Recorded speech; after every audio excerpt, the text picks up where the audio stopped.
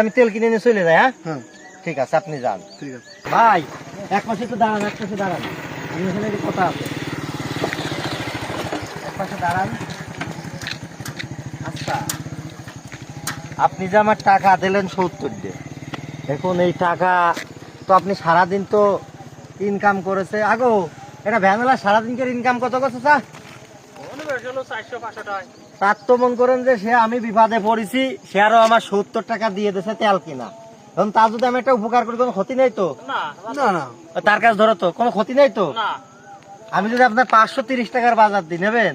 হ্যাঁ দিল নেবো না কেন খুশি ভাবে নেবেন তো? হ্যাঁ খুশি ভাবে নেবো ঠিক আছে, এখান থেকে 530 টাকার বাজার আছে। হ্যাঁ, এমন পথে যারা আসবেন তারা এমন যদি কোনো বিপদে পড়েন, দয়া করে এই যে ভাই, যেমন আমি বিপদে পড়ছি, ভাই আমার পাশে থাকতো, তে এমন যারা পথে দেখবেন বিপদে পড়ছে তাদের একটু হেল্প করার চেষ্টা করবেন।